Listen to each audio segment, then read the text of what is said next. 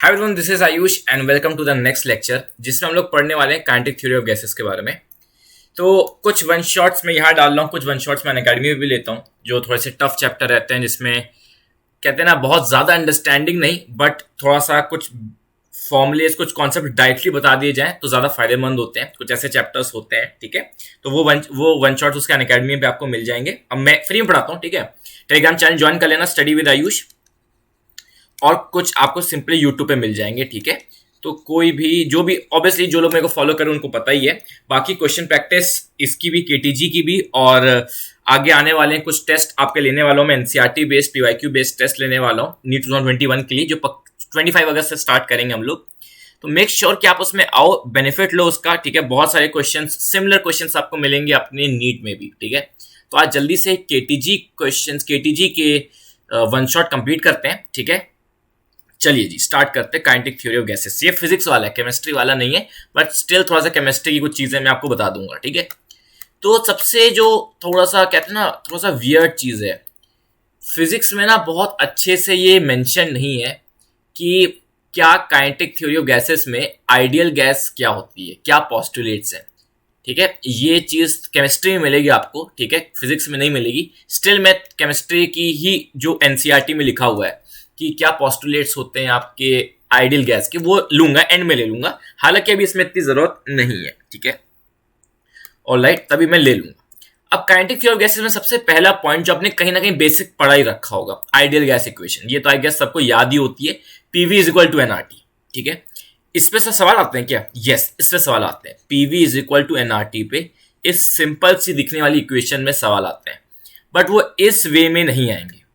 वो इस इक्वेशन के वे में नहीं आएंगे, वो थोड़े डिफरेंट वेज में आते हैं। सर किस वेज में आते हैं अभी समझाता हूँ। ये तो बहुत बेसिक डेफिनेशन, ये तो बहुत बेसिक वाला फॉर्मूला हो गया। अब देखो, थोड़ा सा मूल कॉन्सेप्ट लगेगा इसमें। एन देखिए क्या होता है। एन क्या होता है, एक फॉर्मूला आपने पढ़ा होगा, N is equal to N upon N A. Sir what is N, what is N A? N A होता है एवोगाड्रोस नंबर। यहाँ केमिस्ट्री, यस इसमें केमिस्ट्री है। इसमें एवोगाड्रोस नंबर क्या होता है? 6.023, यहाँ पे कुछ लोग बोलते हैं 6.022 इंटू 10⁻23, ठीक है। हालांकि इतना फर्क नहीं पड़ता, 6.022 बोलते हैं, 6.023, कुछ भी बोल दो, ये होता है Avogadro's number. What is N? N is number of particles. कितने particles? Particles can be atoms, molecules, कुछ भी। N is the number of particles, ठीक है। N is number of particles. अगर मान लो आप अगर आप एटम्स की बात कर रहे हो तो number of atoms upon N A, तो वो मोल्स मिल जाएगा। अगर आप लेट से किसी मॉलिक्यूल की बात कर रहे हो या किसी आयन की बात कर रहे हो, एनीथिंग, तो अगर उसके आपको मोल्स निकालने, चाहे एटम, मॉलिक्यूल, आयन, किसके भी निकालने, तो जो भी वो पार्टिकल है अपॉन एवोगाड्रोस नंबर रख दो, आपको नंबर ऑफ मोल्स मिल जाएंगे उस चीज के, ठीक है। बहुत सिंपल सी चीज है। तो देखो, इसी को हम यूज करेंगे। पहले दो फॉर्मुलेस होते हैं मोल्स के, एक तो एन के टर्म्स में होता है, दूसरा होता है वेट के टर्म्स में। पहले एन के टर्म्स में डिस्कस करते हैं, नंबर के टर्म्स में। तो इसको we can derive like P V is equal to, N को लिख सकते हैं N by N A R T. तो पीवी क्या हो जाएगा, ध्यान से देखिएगा, पीवी क्या हो जाएगा? N into N A by R T. अब देखो आर बाय एन ए क्या होता है? आर बाय एन ए होता है के। PV is equal to N K T. Sir what is K? K is another constant. देखो, आर भी एक कॉन्स्टेंट होता है, यूनिवर्सल गैस कॉन्स्टेंट, और एन ए भी एक कांस्टेंट है। कांस्टेंट अपन कांस्टेंट तो कांस्टेंट ही होगा भाई, है ना। आर भी कांस्टेंट, एन भी कांस्टेंट, तो कांस्टेंट को कांस्टेंट डिवाइड करोगे तो कांस्टेंट ही आएगा। बहुत बढ़िया बात। चलो, तो इसको बोलते हैं बोल्ट्जमैन कांस्टेंट, ठीक है। बोल्ट्जमैन कांस्टेंट आपको डेरिवेशन मिले हुए हैं, ठीक है। डेरिवेशन यहाँ पे लिखे हुए हैं, ठीक है। आई गेस यहाँ पे लिखा हुआ है बोल्ट्जमैन कांस्टेंट, यस, के इज बोल्ट्जमैन कांस्टेंट, ठीक है, बोल्ट्जमैन कांस्टेंट। तो देखो, पीवी क्या हो गया? N K T. This is the ideal gas equation in, ये मोल्स के फॉर्म में थी, ये किसके फॉर्म में? ये नंबर ऑफ पार्टिकल्स के फॉर्म में, ठीक है। तीसरी इक्वेशन बता देता हूं, जल्दी से बता देता हूं। तीसरी इक्वेशन वो क्या है? PV is equal to NRT. N को एक और फॉर्मूला होता है, वो क्या होता है? गिवन वेट, जो भी वेट है, given weight upon molecular weight, right. Given weight upon molecular weight into RT, ठीक है। मॉलिक्यूलर वेट को हम कैपिटल एम से डिनोट कर देते हैं, कोई दिक्कत वाली बात तो नहीं है। पीवी इज इक्वल टू, आप मैं डब्ल्यू लिख देता हूं, वेट को डब्ल्यू लिख देता हूं, अपॉन, इसको लोग वेट भी बोलते हैं, मास भी बोलते हैं, कोई दिक्कत वाली बात नहीं है। वेट अपॉन मॉलिक्यूलर वेट को मैं कैपिटल एम बोल देता हूं, ठीक है। एक्चुअली बोलते भले वेट है बट होता एक्चुअली मास ही है, ठीक है। It's actually weight upon molecular weight बोल देते हैं। केमिस्ट्री में क्या होता है ना, हम जरा वेट मास में डिस्टिंग्विश नहीं करते। केमिस्ट्री में क्या होता है, अगर मैं बोलता हूं कि 23 ग्राम है, वेट क्या है 23 ग्राम, एक्चुअली में वो 23 ग्राम मास होता है, ठीक है, ग्राम, ठीक है। 23 ग्राम की बात करूं, क्योंकि 23 ग्राम बोला मैंने, या फिर 23 केजी बोला, तो actually we are dealing with the mass, we are not actually dealing with the weight, but हम बोल देते। केमिस्ट्री में इतना कंफ्यूजन नहीं होता, इतनी फिजिक्स नहीं अप्लाई करते। तो एक्चुअली ये वेट जो होता है 23 ग्राम, 23 केजी, 100 केजी, ये एक्चुअली मास होता है, ठीक है। तो ये लिख सकते हैं। तो हम इसको ये लिख सकते हैं, PM is equal to W/V into RT। Clear है? Weight upon volume. देखो वेट एक्चुअली मास होता है, ठीक है। मैंने वही बोला, केमिस्ट्री में हम वेट भले बोल देते हैं but actually it is mass upon volume. What is mass upon volume? Density. तो एक फॉर्मूला आपका तीसरा बन गया, PM is equal to DRT। तीसरी इक्वेशन ये आ गई, आपको तीनों इक्वेशन याद करनी पड़ेगी। जी हाँ, PM is equal to DRT, where m is the molecular weight, d is the density of the substance. कैसे यूज होगा क्वेश्चन के थ्रू पता चल जाएगा, क्वेश्चन करेंगे। ये तीनों इक्वेशंस आपको एटलीस्ट पता होना चाहिए कि डिराइव कैसे करना है। तो क्वेश्चन को देख के आप आराम से बता दोगे, कोई टेंशन तो नहीं है, कोई दिक्कत तो नहीं है, ठीक है। जो एनसीईआरटी में वो ले रहा हूं, केमिस्ट्री नहीं पढ़ाऊंगा ज्यादा, ठीक है। एनसीईआरटी में गिवन है आपके फिजिक्स में। अब बात करते हैं Dalton's law of partial pressure. बहुत ही ज्यादा easy Dalton's law of partial pressure. उसने क्या बोला, मान लीजिए एक वेसल है, एक कंटेनर है जिसमें गैस रखी है, एक कंटेनर जिसमें गैस रखी है जिसका प्रेशर है PA, और एक और ऐसा वेसल है जिसमें गैस रखी है B जिसका प्रेशर है PB, ठीक है, PB। अब अगर हम उन दो गैसेस को मिक्स कर दोगे, when both gases are mixed, अब इन दोनों गैसेस को मिक्स कर दोगे तो टोटल प्रेशर हो जाएगा PA plus PB। As simple as that. ये है डाल्टन्स लॉ ने कहा कि अगर एक गैस है जिसका प्रेशर A था, दूसरी गैस जिसका प्रेशर B था, उनको जब मिक्स करोगे तो उनका प्रेशर क्या हो जाएगा, A प्लस बी, ठीक है। एक कंडीशन है इसकी कि gases must be non reactive. Obvious से रीजन है यार, गैस रिएक्ट ही कर जाएगी तब तो चीजें अलग होगी ना। अब गैसेस रिएक्ट करके सॉलिड बना दिया, रिएक्ट करके कुछ और केमिकल, कुछ लिक्विड फॉर्म कर दिया, तब तो प्रॉब्लम हो जाएगी ना, तब तो प्रॉब्लम हो जाएगी, राइट। गैस को रिएक्ट नहीं करना चाहिए। गैस रिएक्ट करके लिक्विड बना दिया, कहीं सॉलिड बना दिया तो प्रॉब्लम, कंबाइन हो गई गैस, तो वहां पे दिक्कत हो जाएगी। गैसेस का नॉन रिएक्टिव होना, ये नॉन रिएक्टिव गैसेस के लिए होता है। क्लियर है? रिएक्टिव गैसेस के लिए क्या होगा सर, हम बता नहीं सकते, ठीक है, ओके। अब देखो PA PB को बोलते हैं partial pressure. So what is partial pressure? Partial pressure का मतलब ये होता है कि PA क्या है, पार्शियल प्रेशर। PA का पार्शियल प्रेशर मतलब ये होता है कि जब वो प्योर फॉर्म में था, मतलब कि अगर मैं बोलूं what is PA, P is the partial pressure of A, partial pressure of gas A, partial pressure of gas A, मतलब गैस A का प्रेशर। गैस A का प्रेशर जब वो बेचारी अकेली थी, जब गैस A अकेली थी, जब तो जो प्रेशर आ रहा था, जब वो प्योर फॉर्म में थी, गैस से जब प्योर फॉर्म में थी, या फिर आप ऐसे कह सकते हो जब बाकी गैसेस को हटा दो, अगर सारी बाकी गैस को हटा दो, सिर्फ A गैस रखो, तब कितना प्रेशर आता है, that is partial pressure, that is called partial pressure. Partial pressure क्या होता है, उस प्योर गैस का, जब इकलौती वो गैस थी तब क्या प्रेशर था। क्लियर है? लिखा भी हुआ, नीचे लिखा भी हुआ है। ये सिंपल सी चीज थी, एक क्वेश्चन दे दे रहा हूं कि एक कंटेनर है, एक गैस है जिसका प्रेशर है 10 atm, एक और गैस है जिसका प्रेशर है 2 atm, एक और गैस है जिसका प्रेशर है 3 atm। उनको मिक्स कर दिया गया, उनको एक ही कंटेनर में डाल दिया गया और नॉन रिएक्टिव है, तो टोटल प्रेशर कितना हो जाएगा 10, 12, 15 atm। तो अगर तीनों गैसेस को मिक्स कर दोगे, नॉन रिएक्टिव है, तो टोटल प्रेशर कितना हो जाएगा 15 atm। बहुत सिंपल सी चीज है, कोई मुश्किल वाली बात नहीं हुई, अब बात करते हैं बॉयल्स लॉ की। केमिस्ट्री वाला है। बॉयल्स लॉ क्या होता है, PV is equal to constant. एक कॉन्स्टेंट टेम्परेचर पे आपका PV is equal to constant, बहुत सिंपल है, PV is equal to nRT होता है, है ना। एक पर्टिकुलर गैस के लिए, एक पर्टिकुलर गैस की बात करें, कंटेनर में पर्टिकुलर गैस है, देखो उस गैस का मोल्स तो चेंज होता नहीं है, उस गैस का मोल्स तो चेंज होगा नहीं। जो कंटेनर में जो गैस है वो गैस है, जो मोल्स ऑफ गैस ले रखा वो मोल्स ऑफ गैस है ना। और R तो यूनिवर्सल कांस्टेंट है, अगर टेम्परेचर भी कांस्टेंट कर दोगे तो PV क्या हो जाएगा, कांस्टेंट हो जाएगा, पूरा PV कांस्टेंट हो जाएगा। तो P1 V1 भी कांस्टेंट, P2 V2 भी कांस्टेंट, तो P1 V1 is equal to P2 V2 लिख देंगे सिंपली, कि P1 V1 क्या है, P2 V2 के बराबर है। सिंपल सी चीज है, सिंपल सी चीज है। ये है आपका बॉयल्स लॉ। जल्दी जल्दी रिवाइज करवा दे रहा हूं, ठीक है। अच्छा, एक क्वेश्चन ये आ सकता है, कोई अगर कोई पूछे, बॉयल्स लॉ में थोड़ा टफ हो जाएगा बताना, इसलिए बता दे रहा हूं कि अगर जैसे बॉयल्स लॉ का ग्राफ देखो, बॉयल्स लॉ का ग्राफ देखो, ग्राफ कैसे आया। बहुत सिंपल सा ग्राफ है, देखो पीवी आपका कांस्टेंट है, पीवी आपका कांस्टेंट है, तो पी इज इक्वल टू क्या हुआ, कांस्टेंट अपॉन वी। जब भी दो क्वांटिटीज में इनवर्स रिलेशन आता है, जब भी दो क्वांटिटीज में ऐसे इनवर्स रिलेशन आता है, it is always this graph. हमेशा ग्राफ का शेप ऐसा ही होगा, ठीक है, हाइपरबोला बोलते हैं, ठीक है। इस ग्राफ का शेप कैसा होगा, ऐसा होगा। क्लियर है, कोई दिक्कत वाली बात तो नहीं, ग्राफ का शेप ऐसा होगा। बस एक चीज पॉइंट याद रखना, इसको बस रट लो अभी कि लाइन जितनी ऊपर बनती जाती है ना, उसका टेम्परेचर उतना ज्यादा होता है, ठीक है। मतलब ये इस पूरे लाइन इस चीज का टेम्परेचर T2 है, ठीक है, ठीक है। अगर हम T1 टेम्परेचर पे बात करेंगे, T1 तो फिक्स रखना है temperature, T1 let's say 30 degree centigrade ले लिया। 30 डिग्री सेंटीग्रेड पे P1 V1 P2 V2 को प्लॉट करें तो ऐसा करवा जाएगा लेट्स से। लेकिन हायर डिग्री पे, लेट्स से 50 डिग्री पे, सेम कर्व दिखेगा, सेम शेप दिखेगा, बट वो शेप थोड़ा सा ऊपर होगा, तो ये ना थोड़ा सा माइंड में रख लेना यार कि T2 is greater than T1, कोई पूछे तो। क्लियर है।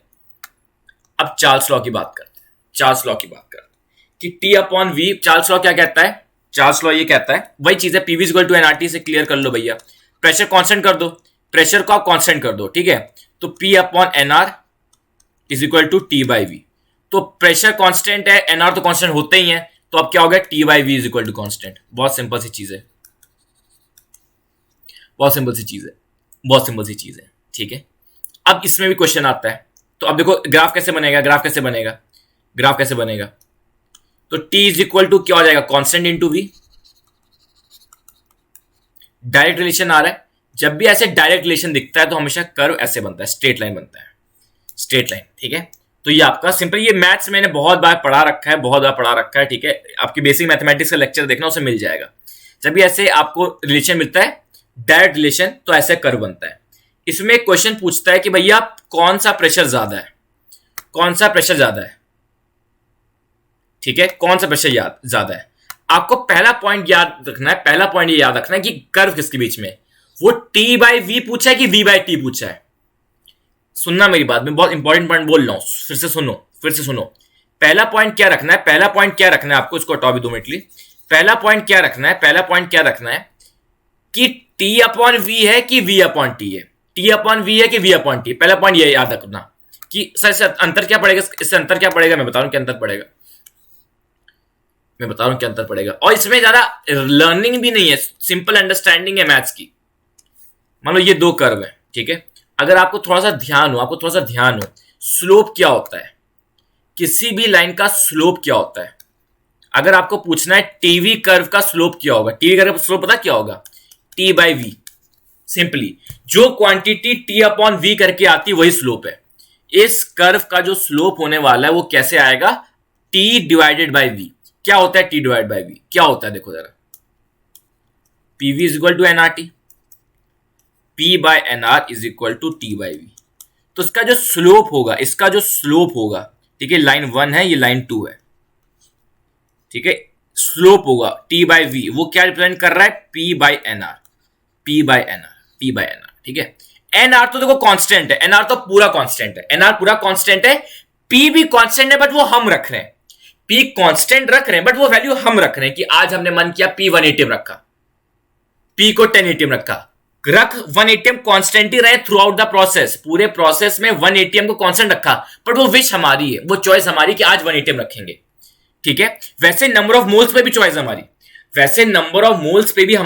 है, कोई दिक्कत नहीं, नंबर ऑफ मोल्स पे क्या रख सकते हैं वो अपने पर डिपेंड करता है। R पे कोई चॉइस नहीं है, ठीक है, R पे कोई चॉइस नहीं है। N पे भी हमारे पास चॉइस है, हम 2 मोल के लिए देखना चाहते हैं, 4 मोल के लिए। तो क्वेश्चन में गिवन है कि आपका N और R कांस्टेंट है, मतलब N और R, तो भैया हम N और R में कोई छेड़छाड़ नहीं कर रहे हैं, तो इतना तो ऑब्वियस है कि जो स्लोप में चेंज आ रहा है वो पक्का प्रेशर की वजह से आ रहा होगा, क्योंकि जो स्लोप कैसे होता है, स्लोप क्या होता है, स्लोप होता है 2 क्वांटिटीज को डिवाइड करके जो आता है, T बाई V डिवाइड करके क्या आ रहा है, P upon nR, P upon N R. Question में गिवन है एन और आर को चेंज नहीं किया जा रहा है, तो ये स्लोप्स में चेंज आ रहा है वो प्रेशर की वजह से आएगा। ऑब्वियस रीजन है भाई, एक ही चीज बची है। तो पूछता है कि किसमें प्रेशर ज्यादा है, पूछता है किसमें प्रेशर ज्यादा है। ठीक है, बहुत सिंपल सा क्वेश्चन है, बहुत सिंपल सा क्वेश्चन। देखो, स्लोप उस लाइन का ज्यादा होता है जो लाइन ज्यादा वर्टिकल होती है। बहुत सिंपल सी चीज है, आपने कभी चढ़ाई भी करी होगी। जो ज्यादा स्लो, जिस लाइन से आप किसी हिल स्टेशन पे जाओ, ये गाड़ी को बहुत ज्यादा स्लोप लग रहा है, इस गाड़ी के लिए स्लोप बहुत ज्यादा है क्योंकि ये कितना खड़ा हुआ है। आपको अपने सामने कोई रोड जितनी वर्टिकल दिखेगी, आप कहो कितना ज्यादा स्लोप है भाई, है कि नहीं? आप इसको स्लो बोलते हो क्या? आप किसको स्लो बोलोगे? आप जब खेलने में जाते हो, झूला झूलने जाते होगे, दिस इज हाईली स्लोप। यहां आप स्लाइड करो, क्या कहो भाई बहुत स्लोप है भाई, तुरंत गिरोगे कि ये स्लोप है तुम्हारा, कि ये स्लोप है तुम्हारा। क्या कहते हो? ये बहुत ज्यादा स्लोप है भाई। नहीं, आप कहते हो भाई ये बहुत स्लोप है, धड़ाम से गिरूंगा। या फिर आप गाड़ी चलाओगे, कभी इसके ऊपर गाड़ी चलाने की कोशिश करोगे, तो you will feel this line has more slope. बहुत स्लोप उसका ज्यादा जिसका, जो लाइन वर्टिकल ज्यादा। तो भाई इतना क्लियर हो गया, स्लोप किसका ज्यादा है? स्लोप 2 का ज्यादा है। और आप नोटिस करो, अगर प्रेशर बढ़ा रहा हूं तो स्लोप भी बढ़ रहा है। स्लोप कैसे? देखो, प्रेशर बढ़ाने से स्लोप भी बढ़ रहा है। तो ऑब्वियस रीजन है कि ये P2 और P1 में पक्का P2 ग्रेटर देन P1 होगा, क्योंकि प्रेशर बढ़ाने से स्लोप बढ़ रहा है, प्रेशर बढ़ाने से स्लोप बढ़ रहा है। ठीक है, एक होमवर्क दे रहा हूं आपको, मैं वन शॉट में इसको क्वेश्चन प्रैक्टिस में ले लूंगा। खैर, V/T है, ये V/T ग्राफ है, V/T ग्राफ है। आराम से दिमाग लगा के सोचो V/T ग्राफ क्या है। ठीक है, ये 1 है, ये 2 है। ठीक है, ये इसकी शायद एंड में पता चल जाए इसका आंसर। ये P1 P2 आपको रिलेशन बताना है, P1 ग्रेटर देन P2 की P2 ग्रेटर देन P1। आराम से सोच के बताओ, हिंट दे रहा हूं, स्लोप निकालो। देखो स्लोप क्या होगा, V/T करके क्या आएगा, V/T करके क्या आएगा। स्लोप, उसमें भी N और R कांस्टेंट है, N और R कांस्टेंट है, प्रेशर को चेंज किया जा रहा है, आपको बताना है हायर प्रेशर कौन सा है। ठीक है, अभी तो रटने वाली चीज है, कोई टफ चीज आ नहीं रही है। ठीक है, एक क्वेश्चन करते हैं, चलो।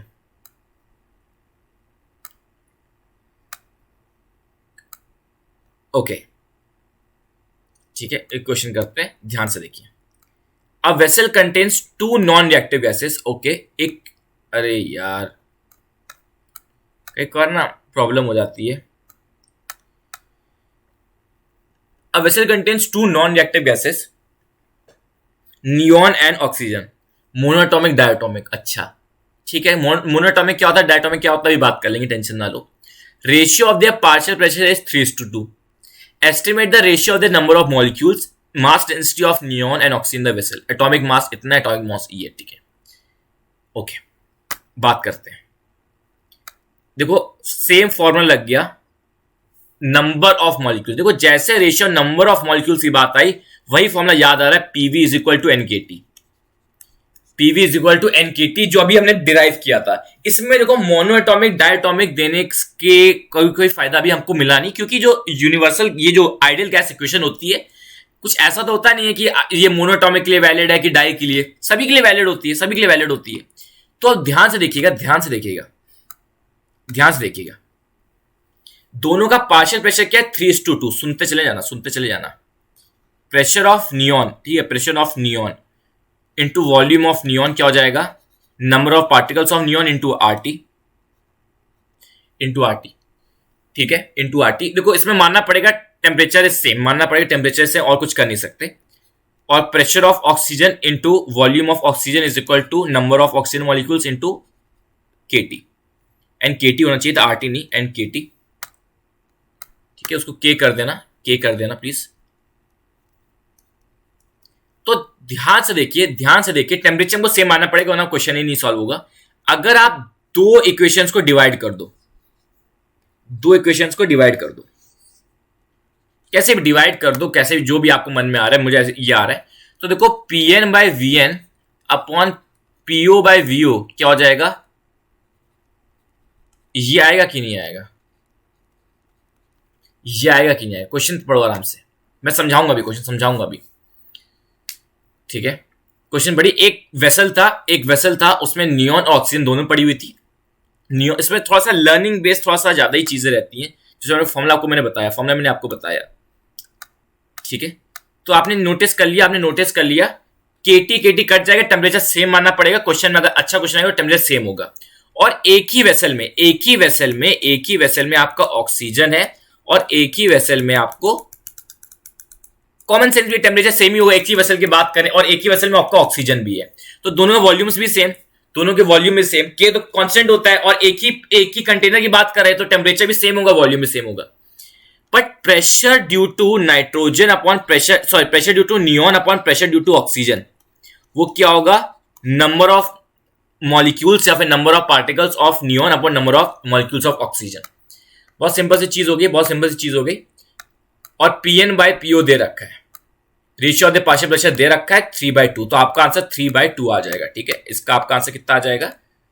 3/2, ठीक है। इसमें उल्टा आया मेरा, उल्टा क्यों आया? क्योंकि पीओ बाय पीएन का रखा है, तो आपका आंसर क्या हो जाएगा? 3/2 ही आंसर आ जाएगा। आई hope the point is clear, ठीक है। आप देख सकते हो वही किया गया, पीओ बाय पीएन आपका जो आया है वो आपका 2/3 आ गया। जो क्वेश्चन गिवन था बहुत फेयर सिंपल क्वेश्चन पर अच्छा क्वेश्चन। अब देखो नेक्स्ट क्वेश्चन क्या है, ratio of the mass densities. अब नेक्स्ट फॉर्मूला लग गया PM is equal to DRT. Next formula लग गया PM is equal to DRT. तो डेंसिटी का रेशियो भी सेम चीज करी गई है, देखो जरा, थोड़ा सा होमवर्क भी एज अ होमवर्क भी ले सकते हो, ठीक है। PM is equal to DRT, sir ये कैसे है समझ नहीं आया, अभी बता देते हैं। तो पी नियॉन, ठीक है, सुनना मेरी बात। आप देखो PM is equal to DRT है, तो डेंसिटी को क्या लिख दिया? PM by RT. तो density of neon upon density of oxygen कितना हो जाएगा? देखो आप इसको ऐसे कर सकते हो, आप सिंपली इसको ऐसे कर सकते हो, पीएम बाय आरटी है, आपको इतना तो पता ही है, आरटी तो दोनों में सेम ही रहना है, ठीक है। कैंसिल आउट हो जा रहा है, आरटी तो दोनों में सेम ही रह रहा है, आरटी में दिक्कत थोड़ी हो रही है, आरटी तो सेम ही रह रहा है, बट स्टिल ठीक है, कोई दिक्कत वाली बात नहीं। आपने क्या किया? डेंसिटीज को डिवाइड कर दिया, डेंसिटीज का रेशियो पूछा है, डेंसिटीज को आपने डिवाइड कर दिया, ठीक है, डिवाइड कर दिया आपने। P neon mass of neon upon P oxygen mass of molecular mass of oxygen, ठीक है, मॉलिक्यूलर वेट ऑफ ऑक्सीजन। अब ध्यान से देखिए, दोनों की वजह से जो प्रेशर है, pressure due to neon and pressure due to oxygen, ये केमिस्ट्री का थोड़ा ज्यादा हो गया, वो क्या है? 3:2, तो 3/2 हो गया। और जो मासेस, मॉलिक्यूलर मासेस का आपको दे रखा है रेशियोस, ठीक है। मैंने बताया था molecular masses, molecular weight chemistry में सेम ही बोलते हैं, वो पुट कर दिया और आपका आंसर आ गया। इट्स अ गुड क्वेश्चन, ठीक है। दोनों इक्वेशंस का यूज हो गया, ठीक है। I hope point is clear, ठीक है। अब बात करते हैं kinetic energy of ideal gas. बहुत इंपॉर्टेंट है, बहुत ज्यादा इंपॉर्टेंट। इसको प्लीज याद कर लेना। सर डेरिवेशन बता दो, मजा आ जाए बाबू, प्लीज। वन शॉट है, डेरिवेशन का इतना यूज नहीं है आपके कोर्स में जितना लर्निंग है, ठीक है, जितना लर्निंग है उतना यूज नहीं है और कहीं। मैं डायरेक्टली 3 फॉर्मुलेस लिखवाना चाहता हूं, ये कुछ फॉर्मुलेस याद करो, डायरेक्ट फॉर्मुलेस आते हैं, बहुत इजी चैप्टर है। पहला, जो एनर्जी होती है, एनर्जी सिंपल सा बता रहा हूं, एनर्जी क्या होता है? वो होता है 3/2 nRT। फॉर्मूला सुनते चले जाना, 3/2 nRT। ये क्या है? Energy of n moles of gas, energy of n moles of gas. ये क्या है? Energy of n moles of gas, ठीक है। ये हो गया 3/2 nRT। फॉर्मूला ऐसा भी दिखेगा तुमको, 3/2 nKT। ये क्या फॉर्मूला है? अरे फॉर्मूला एक ही याद करना है, बाकी आप डिराइव कर लो। फॉर्मूला एक ही याद करो, E is equal to 3/2 nRT। Formula एक ही याद करना है please, E is equal to 3/2 nRT। Formula you have to remember, that is 1। Formula आपका एक है, उसमें कोई टेंशन वाली बात नहीं है। चलो अब देखो, अब वही चीज मैंने वही फॉर्मूला यूज किया है। नंबर ऑफ मोल्स को लिख सकते हो N/Na लिख सकते हो, है ना, क्या N को लिख सकते हो N/Na, फिर R/Na जो होगा, फिर आप R से जब मल्टीप्लाई करोगे फिर R/Na K बन जाएगा। वही है जो पीएम वो PV इक्वल टू nRT में किया था, तो ये फॉर्मूला बन गया। जब क्वेश्चन में पूछा जाए, क्वेश्चन करवा के पता चल जाएगा, ठीक है।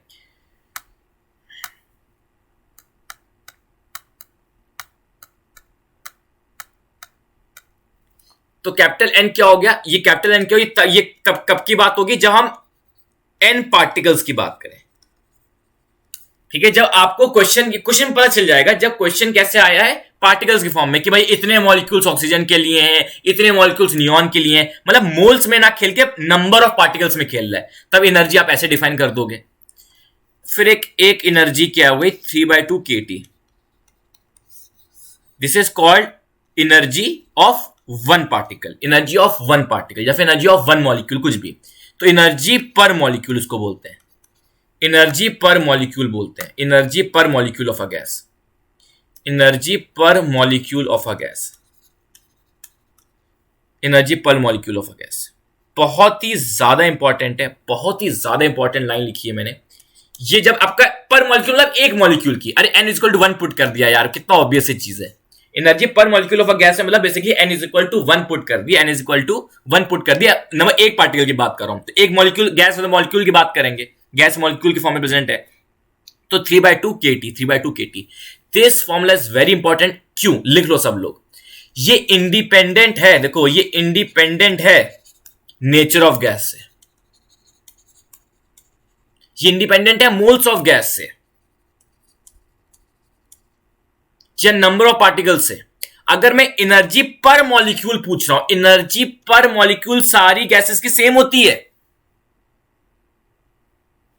क्योंकि मैं देखो भाई, देखो मेरे पास 2 मोल ऑक्सीजन है, 4 मोल लेट्स से नियॉन है, बट मैं आपसे पूछ रहा हूं एनर्जी पर मॉलिक्यूल, मैं आपसे पूछ ही नहीं रहा energy of 2 moles. It's just like मैं इंडिया की बात करूं, आई गेस सब तक पब्लिक होगी तब तक happy independence day, happy independence day. India की बात करूं, मैं कहूं भाई इंडिया की इनकम बताओ, इंडिया की इनकम बताओ आप, इंडिया की इनकम बताओ, इंडिया की। तो आप इंडिया की बता रहे हो इनकम, इंडिया की इनकम है भाई जितने करोड़ों रुपए, जीडीपी बता दिया आपने भैया इतने करोड़ों रुपए। मैं कह रहा हूं ये नहीं चाहिए मुझे, पर पर्सन की, मेरे को पर पर्सन की इनकम बताओ, पर पर्सन की इनकम बताओ। वो सिस्टम है कि 2 मॉलिक्यूल्स की एनर्जी तो 3/2 nRT हो जाएगा। या फिर मैं आपसे पूछूं 200 पार्टिकल्स ऑक्सीजन की एनर्जी तो डेफिनेटली 3/2 nKT हो जाएगा। बट अगर मैं पूछूं 2 मोल ऑक्सीजन में एनर्जी पर मॉलिक्यूल बताओ 200 पार्टिकल्स में, मैं ये नहीं बोला एनर्जी ऑफ 200 पार्टिकल बताओ, मैं ये नहीं कह रहा एनर्जी ऑफ 2 मोल्स, मैं ये नहीं कह रहा एनर्जी ऑफ 200 पार्टिकल, मैं कह रहा हूं एनर्जी पर मॉलिक्यूल। तो आप कितनी भी क्वांटिटी लो, लेकिन एनर्जी पर मॉलिक्यूल पूछा है, दैट इज कांस्टेंट। वो हर गैस के लिए कांस्टेंट है, एनर्जी पर मॉलिक्यूल, ये सुन लेना, ठीक है।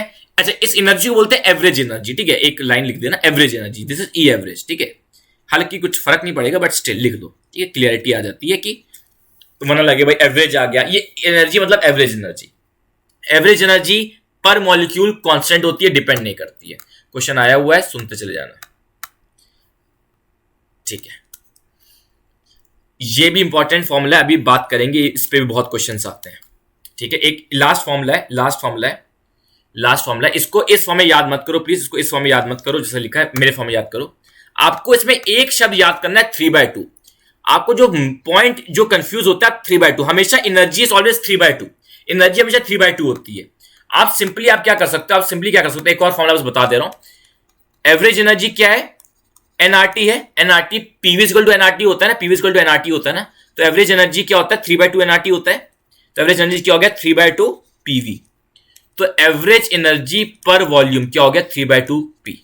ये डायरेक्ट क्वेश्चंस आते हैं, relation between pressure and average energy, ठीक है। ऑनेस्टली स्पीकिंग ये लिखा होगा, एवरेज एनर्जी पूछा है, ठीक है, एवरेज एनर्जी पूछा है, बट सुनते चले जाना।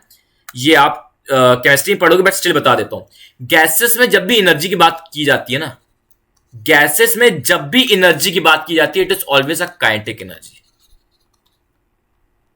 है सर, सिर्फ काइनेटिक एनर्जी, पोटेंशियल एनर्जी नहीं होती गैसेस में, जी नहीं। Ideal gases do not have any potential energy, they have zero potential energy. कितनी होती है, मेरे साथ बोलो, ideal guys have zero potential energy. उनके पास, आइडियल गैस के पास सिर्फ और सिर्फ काइनेटिक एनर्जी होती है। तो जब मैं ये एनर्जी बोल रहा हूं, ये एवरेज एनर्जी बोल रहा हूं, I am talking about average kinetic energy. Obvious सी चीज है, इसको याद करो, प्लीज याद करो। काइनेटिक थ्योरी के कुछ पॉइंट्स हैं, केमिस्ट्री में भी पढ़ते हो, फिर से याद कर लो। Ideal gas do not have any potential energy, ideal gas only have kinetic energy. ठीक है, तो ये फॉर्मूले है भाई, इसमें फॉर्मूलेबाजी बहुत चलती है। जिसको फॉर्मूले याद होते हैं वो डायरेक्टली टिक मार के बढ़ जाता है, जिसको नहीं याद होते वो डिराइव कर नहीं सकते हो तुम, सीधी बात बोल लूंगा। ठीक है, डिराइव करने का ना तुम्हारे पास टाइम होगा ना आप कर पाओगे। ओके, अब एक क्वेश्चन की बात करते हैं, एग्जांपल 13.5। ठीक है, अब इसका कुछ क्वेश्चन थर्मोडायनेमिक्स में लिया जाएगा, कुछ क्वेश्चन थर्मोडायनेमिक्स में लिया जाएगा। अभी ये सुनते चले जाओ। अब flask contains argon and chlorine the ratio 2:1 by mass. ठीक है, इट्स ओके, चलो बाय मास ले रखा है। Okay, the temperature of the mixture 27 degree, obtain the ratio of average kinetic energy per molecule. बताओ भैया, average kinetic energy per molecule हर gas का सेम है। It is a universal thing. Average kinetic energy per molecule हर gas के लिए same है, 3/2 kT। 3/2 kT average kinetic energy per molecule क्या होता है? 3/2 kT average kinetic energy per molecule 3/2 kT। इसका ना बिहेव, इसका नेचर ऑफ गैस पे डिपेंड नहीं कर रहा और क्वांटिटी ऑफ गैस ना ही डिपेंड कर रहा है, नेचर ऑफ गैस ना ही डिपेंड कर रहा है क्वांटिटी ऑफ गैस। तो भैया बात ही खत्म, 1:1 आ जाएगा। बहुत इंपॉर्टेंट क्वेश्चन है ये, जे एडवांस में भी आ चुका है एक बार ये, और था क्या एनसीईआरटी का, तो आपके नीट में डेफिनेटली आएगा। ये नीट में मतलब डेफिनेटली आएगा, 2021 में इसका नहीं कह सकता, बट ये आएगा जरूर, आएगा जरूर। Root mean square speed, root mean square बात करेंगे, रूट मीन स्क्वायर स्पीड की बात करेंगे, उसको तुम अभी छोड़ो, ये पहले समझ लो, ये पहले समझ लो। ठीक है, ये पहले समझ लो, ये पहले समझ लीजिए। ठीक है, ये पहले समझ लीजिए। ओके, फिर इक्विपार्टीशन की बात करके बात खत्म करते हैं जल्दी से। ऑल राइट, ऑल राइट, अभी डिग्री ऑफ फ्रीडम की बात करेंगे, वो आगे चलेंगे करेंगे। ठीक है, 1:1। अब जल्दी से यार स्पीड के फॉर्मुलेस याद कर लेते हैं, स्पीड के फॉर्मुलेस याद कर लेते हैं। तो वो कंटेनर में क्या होता है, कंटेनर में क्या होता है, कंटेनर में आपके गैसेस है, कंटेनर में गैस है, गैस, ये जो गैस मॉलिक्यूल्स ऐसे घूम रहे हैं, गैस मॉलिक्यूल्स ऐसे घूम रहे हैं। सब पोस्टुलेट्स को नहीं बता रहे, पोस्टुलेट्स एज सच आपके एनसीईआरटी फिजिक्स में नहीं है। ठीक है, वो केमिस्ट्री में एंड में मैं ले लूंगा। ठीक है, टेंशन मत लेना। ठीक है, और थर्मोडायनेमिक्स में ज्यादा यूज आएगा, थर्मोडायनेमिक्स में पोस्टुलेट्स के ज्यादा यूज आएंगे, थोड़े पोस्टुलेट्स में कवर करूंगा, एंड में करूंगा। ठीक है, ओके, ये आपके एक गैस है, इसमें गैस है, इसमें जो सारे मॉलिक्यूल्स हैं, ये मॉलिक्यूल्स हैं, ये घूम रहे हैं। ऑब्वियस रीजन है, ऐसे ऐसे नाच रहे। एक इंपॉर्टेंट पॉइंट बताना चाहता हूं, देखो सारे के सारे एटम्स आइडेंटिकल हैं। प्लीज इसको कहीं नोट कर लेना, ये ट्रू फॉल्स में बहुत बार आ जाता है। सब गैसेस अलग अलग, ये एक गैस एक है, सारे आइडेंटिकल मॉलिक्यूल्स इधर उधर घूम रहे, रैंडमली मूव करे जा रहे हैं। बट इन सारे मॉलिक्यूल्स की, सारे पार्टिकल्स की सेम वेलोसिटी नहीं है। प्लीज याद रख लेना, प्लीज इंपॉर्टेंट पॉइंट है ये, पोस्टुलेट बहुत इंपॉर्टेंट है, आगे अभी पढ़ लेंगे। कुछ इंपॉर्टेंट पोस्टुलेट बताते चले जा रहा हूं। कोई ये पूछे कि क्या एक गैस के अंदर सारे मॉलिक्यूल्स आइडेंटिकल होते हैं? जी हाँ, सारे मॉलिक्यूल्स आइडेंटिकल होते हैं, बट क्या सारे मॉलिक्यूल्स की सेम वेलोसिटी होती? नहीं। कुछ मॉलिक्यूल्स तेज भाग रहे होंगे, कुछ मॉलिक्यूल्स थोड़ा स्लो भाग रहे होंगे। यस, ये एक पोस्टुलेट बहुत ज्यादा इंपॉर्टेंट है, तभी तो वो कॉन्सेप्ट आएगा वी एवरेज वेलोसिटी। क्यों पढ़ते हैं? V RMS, V average, V most probable. Why we are studying this? Because velocities are different. Imagine करो सबकी वेलोसिटी सेम होती 10 मीटर पर सेकेंड, तो हम याद नहीं कर लेते सारे पार्टिकल्स की वेलोसिटी अगर 10 मीटर पर सेकेंड होती है, हम याद ही कर लेते। हम ये 3 टर्म्स बनाते ही क्यों? हम एवरेज वेलोसिटी, वी एवरेज क्यों बताते हैं? वी एवरेज का मतलब क्या होता है? इन सारी वेलोसिटीज का क्या एवरेज है? वी मोस्ट प्रोबेबल क्या होता है? क्योंकि इतनी डिफरेंट वेलोसिटीज है, मोस्ट प्रोबेबल वेलोसिटी क्या हो सकती है? वही तो कॉन्सेप्ट है। तभी तो क्यों ऐसा हो रहा है, ये टर्म्स क्यों आ रहे हैं? वीआरएमएस, आपको वीआरएमएस क्या होता है? Root mean square velocity. कहां भी यूज होता है? थोड़ा सा हाई लेवल है। ये इतना ज्यादा कहते हैं ना, मोस्ट प्रोबेबल, एवरेज तो आप समझ सकते हो, आरएमएस बताना थोड़ा सा हाई लेवल है, बट आपको बस याद करने फॉर्मुलेस। ठीक है, होपफुली आपको याद भी होंगे, नहीं याद तो बताता हूं। तो ये पॉइंट बहुत इंपॉर्टेंट है, ये बहुत बार ट्रू फॉल्स में पूछ लेता है। क्या बता, फिर से पूछ ले आपसे कि भैया क्या एक एक आइडियल गैस के सारे पार्टिकल सेम वेलोसिटी से भागते हैं? नहीं, डिफरेंट वेलोसिटीज होते हैं। तभी तो हमको एवरेज निकालना पड़ता है सारी वेलोसिटीज का। उन सारी वेलोसिटीज में सबसे मोस्ट प्रोबेबल वेलोसिटी कौन सी होगी वो बताना पड़ता है। तो ये सब चीजें होती है, आरएमएस वेलोसिटी होती है। तो आपको ना फॉर्मूला याद करना है दोस्त, और कोई ऑप्शन नहीं है। तरीका है, तरीका है, बहुत तरीके लोग ने बहुत बहुत बहुत अलग अलग तरीके बताए हैं। वी आर एम एस वो होता है √3RT/m। मैं अपना तरीका बता देता हूं, जो मुझे याद है, √3RT/m। ठीक है, what is m? m is the molecular wait. एक बहुत बड़ा कंफ्यूजन। m क्या होता है? मॉलिक्यूलर मास या मॉलिक्यूलर वेट, एक ही बात है। केमिस्ट्री में हम एक ही बात बोलते हैं, मॉलिक्यूलर मास लिख देता हूं। प्लीज, अगर ऑक्सीजन बोला गया है, अगर गैस ऑक्सीजन है, सुन लेना मेरी बात, बहुत गलती करते हैं, नेगेटिव हो जाते हैं। अगर ऑक्सीजन गैस ले रखी है, what is m? Please don't put molecular mass of O, put molecular mass of O2। अबे सुनो ना, थोड़ा समझो ना, रियल लाइफ में O2 प्रेजेंट है ना, तुम O2 ले रहे हो ना नाक में, कि O घुस रहा है तुम्हारे नाक में। तुम्हारे नाक में O एटम थोड़ी घुस रहे हैं, तुम्हारे नाक के अंदर O2 घुस रहा है। तो आपको यह देखना है कि वो फ्री स्टेट में कैसे प्रेजेंट है। आपको देखना है कि यूनिवर्स में अगर गैस नाइट्रोजन है, वो N2 के फॉर्म में प्रेजेंट है। क्लियर है। आपको प्लीज ऑक्सीजन का O मत पुट कर देना भाई, O2 पुट करना। ठीक है, और क्या पुट करना? Molecular mass. O का मॉलिक्यूलर मास होता है 16, तो O2 का क्या होता है? 32। प्लीज M में रखना 32। प्लीज टेम्परेचर में केल्विन रखना। R 8.314, ऐसा यूनिट, R 8.314। R की जगह क्या करोगे? 8.314। T की जगह करोगे केल्विन। प्लीज याद रखना। ठीक है, ये VRMS का फॉर्मूला है। ठीक है, VRMS कैसे याद किया आयुष आपने?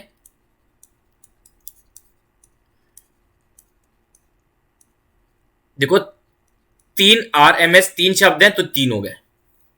ठीक है, V मोस्ट प्रोबेबल √2RT/m, 2 शब्द है तो 2, V मोस्ट प्रोबेबल 2RT/m, और V एवरेज √8RT/m। सब कुछ सेम फंडा है। M is molecular weight, R वही 8.314, T इज टेम्परेचर। एवरेज में यार एक्चुअली थोड़ा गड़बड़ हो गया, 1 2 3 4 5 6 7, यहां 7 होते हैं, थोड़ा कॉन्सेप्ट गड़बड़ हो गया, बट ठीक है। यहाँ पे 7 शब्द होते हैं, but still you will remember this. 7 शब्द होते हैं तो 8/π, ये याद रखना है, 8/π। ठीक है, 8/π। क्लियर है? 8/π। तो आरएमएस के फॉर्मूले, मोस्ट प्रोबेबल के फॉर्मूले, एवरेज के फॉर्मूले प्लीज याद करिए। अब मेरी बात सुनना, और एक चीज और याद रख लो, ये याद रख लो कि कौन सी ज्यादा कौन सी कम। देखो, ये √3RT/m है, ये क्या है? 2RT/m। तो आपको क्लियर नहीं हो रहा कि VRMS ग्रेटर देन होगा V मोस्ट प्रोबेबल 2RT/m। पक्का याद हो रहा कि नहीं याद हो रहा? हाँ सर, बिल्कुल याद तो आ रहा है, चमक रहा है कि √3RT/m is greater than √2RT/m। ठीक है, कोई दिक्कत वाली बात नहीं है। अब देखिए, नेक्स्ट कॉन्सेप्ट की बात करते हैं, वी एवरेज। देखिए, यहां पे मैं फॉर्मुलेस आपके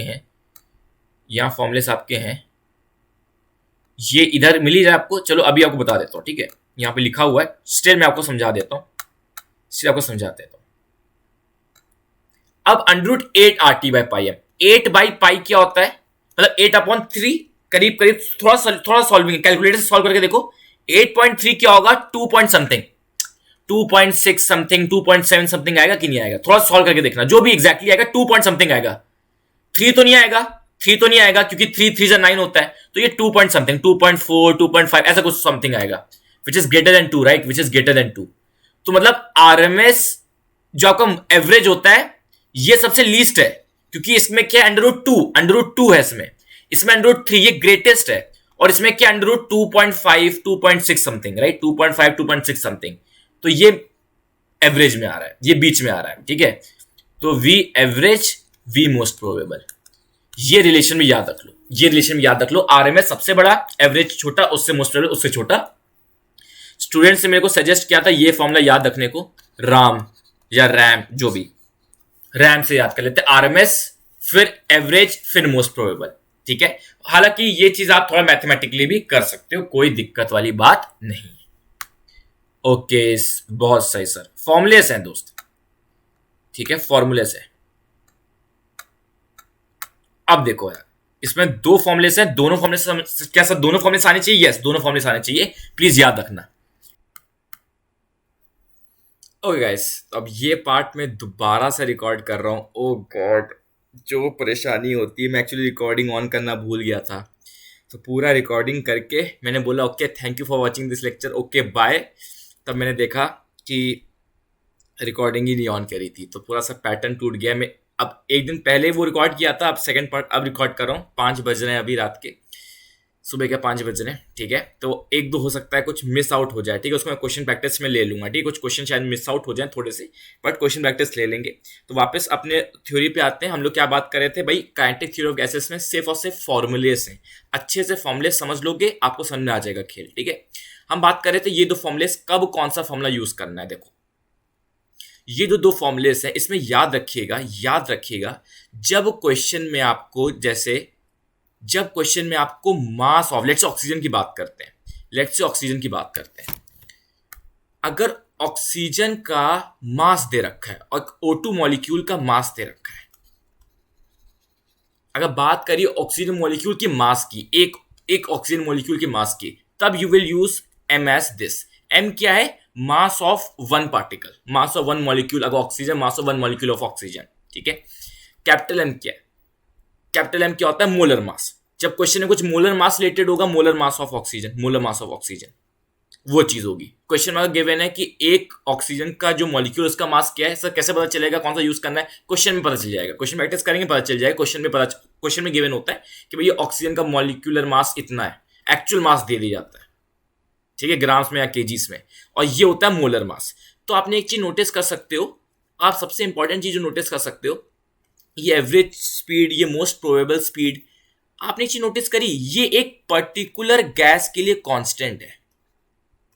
तुम देखो इसमें 8RT पाई, 8KT पाई, के क्या होता है? Boltzmann constant. के क्या होता है? Boltzmann constant.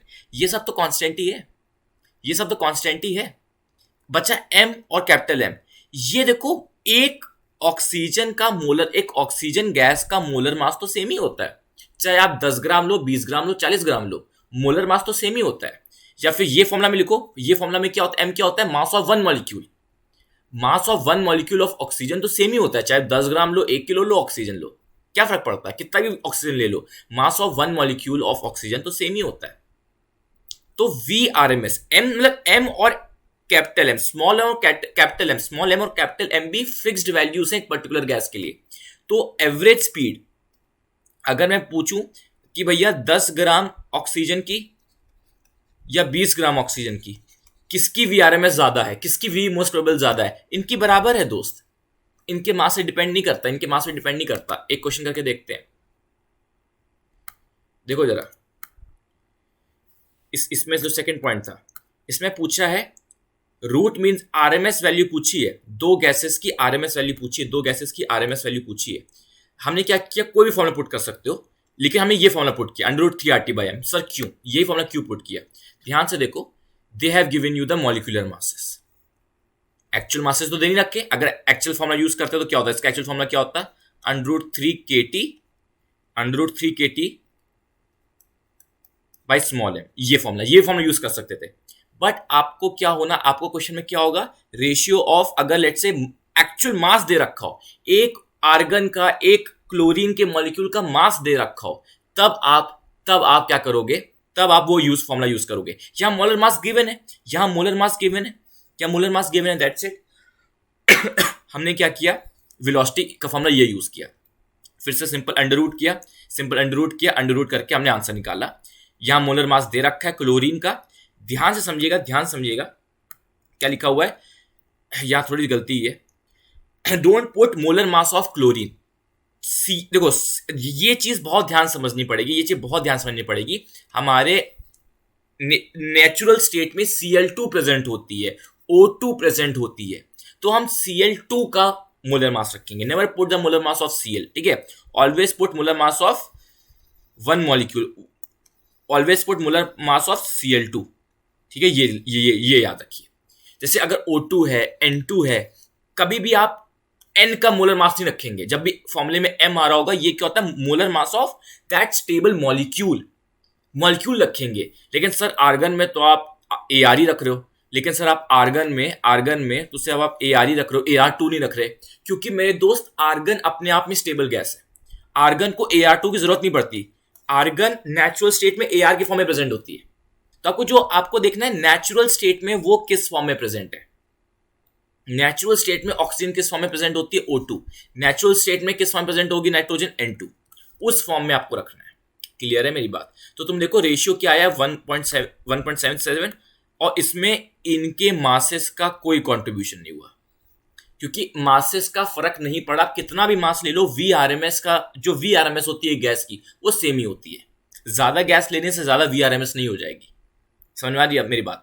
VRMS डिपेंड करती है एक पर्टिकुलर गैस पे. एक पूरी गैस के लिए VRMS सेम, क्योंकि उसमें जो M आता है, कैपिटल M आता है, मोलर मास, वो तो एक गैस का कांस्टेंट होता है. और स्मॉल m क्या होता है, mass of one molecule. Clear है.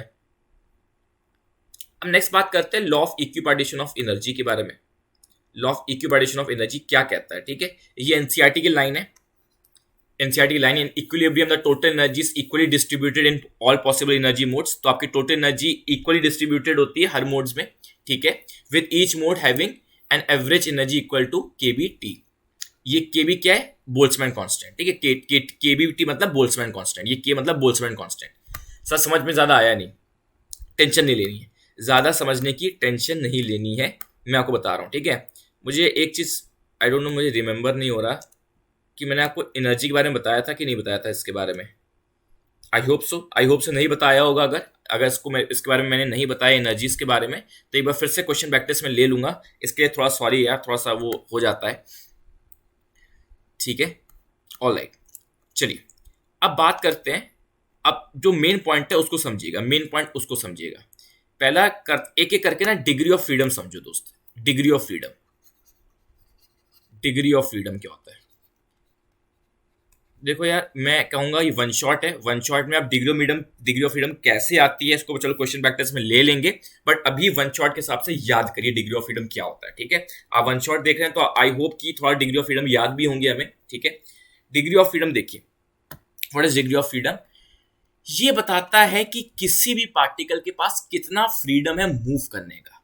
वो कितनी अलग अलग ओरिएंटेशंस में मूव कर सकता है. जैसे पेन को देखो, ये ऐसे मूव कर सकता है, ऐसे मूव कर सकता है, ऐसे मूव कर सकता है. देखो मैंने तीन तरीकों से मूव करवा दिया. ऐसे मूव कर सकता है, रोटेट करवा दिया, ये रोटेट करवा दिया, ये लो ऐसे रोटेट करवा दिया, ऐसे रोटेट करवा दिया. तो देखो एक पार्टिकल के पास कितना मूवमेंट है, कितना उसके पास फ्रीडम है. हम बोलते नहीं है थर्ड डिग्री टॉर्चर बहुत टॉर्चर, सेकंड डिग्री टॉर्चर थोड़ा कम टॉर्चर. वैसे डिग्री ऑफ फ्रीडम, कितने डिग्री तक फ्रीडम मिल रहा है. डिग्री मतलब नॉट वो वाला, जैसे थर्ड डिग्री टॉर्चर वही, कितने डिग्री फ्रीडम मिल रहा है, कितना फ्रीडम मिल रहा है. तो डिग्री ऑफ फ्रीडम जितना ज्यादा मतलब उसका मूवमेंट उतना ज्यादा, वो उतने अलग अलग वेज में मूवमेंट कर सकता है. समझ में आ रही मेरी बात समझ में आ रही है. जैसे ये ऐसे ऐसे ऐसे ऐसे मूव कर सकता है और ऐसे मूव कर सकता है. तो उसके पास डिग्री ऑफ फ्रीडम कितने हो गए, बहुत ज्यादा हो गए, 5 डिग्री ऑफ फ्रीडम हो गए. तो अभी डिग्री ऑफ फ्रीडम की बात ये कैसे आते हैं, मोनोएटॉमिक, डायटोमिक, ट्राइटोमिक, थोड़ा सा समझा ही देते हैं. ठीक है, समझा देते हैं. ये याद करने, डिग्री ऑफ फ्रीडम से याद करने. ठीक है, डिग्री ऑफ फ्रीडम याद करने. मोनोएटॉमिक क्या होता है, एक मोनोएटॉमिक गैस क्या होती है. मोनोएटॉमिक गैस क्या होती है, जो गैस के पास एक एटम हो. आई डोंट नो ये पॉइंट आया है कि नहीं आया है. मोनोएटॉमिक गैस मतलब जिस गैस के पास एक एटम हो. डायटोमिक गैस जिस गैस के पास 2 एटम हो. ट्राइटोमिक गैस जैसे ओजोन जिसके पास 3 एटम हो. पॉलीएटॉमिक गैस जिसके पास 3 से ज्यादा एटम्स हो. ठीक है, आपको ये डिग्री ऑफ फ्रीडम याद कर लेना है. डिग्री ऑफ फ्रीडम प्लीज इनको याद करिएगा. ठीक है, डिग्री ऑफ फ्रीडम याद करिएगा. ठीक है, मोनोएटॉमिक के पास 3 डिग्री ऑफ फ्रीडम होते हैं, डाई के पास 5 होते हैं, ट्राइटोमिक के पास 6 होते हैं, और ट्राइटोमिक लीनियर के पास 5 होते हैं. सही याद नहीं हो रहा, देखो याद नहीं हो रहा, देखिए ध्यान से समझिएगा, ध्यान से समझिएगा, थोड़ा समझ लो, थोड़ा समझा देता हूँ। मान लो ये एक मोनोएटॉमिक गैस है। मोनोएटॉमिक गैस क्या होता है? एक एटम, एक एटम। ये एक एटम या तो लेफ्ट मूव कर सकता है, ऊपर मूव कर सकता है, या जेड में, जेड एक्स से मूव कर सकता है। एक मोशन इसका एक्स में, वाई में, एक जेड में, ठीक है, एक्स एक्सेस के अलॉन्ग, वाई एक्सेस के अलॉन्ग, जेड एक्सेस के अलॉन्ग। तो डिग्री ऑफ फ्रीडम इसके हो गए कितने? 3 हो गए।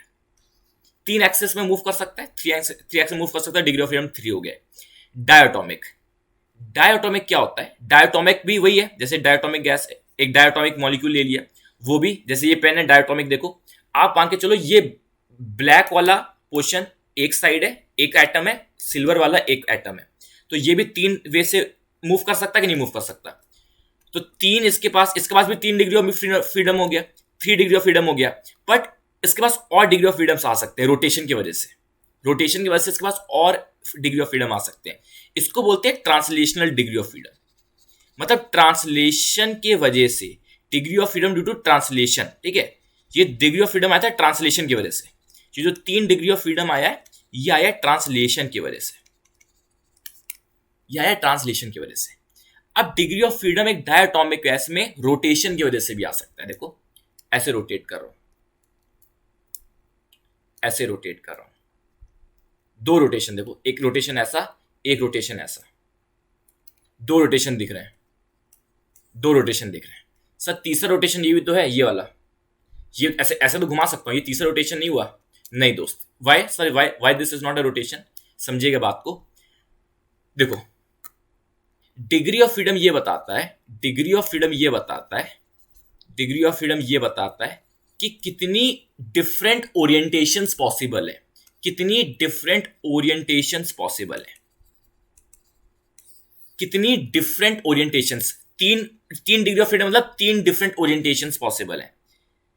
अब देखो ये इसको नहीं कहेंगे कि इस ऐसे घुमाने से ओरिएंटेशन चेंज नहीं हो रही। क्यों नहीं हो रही?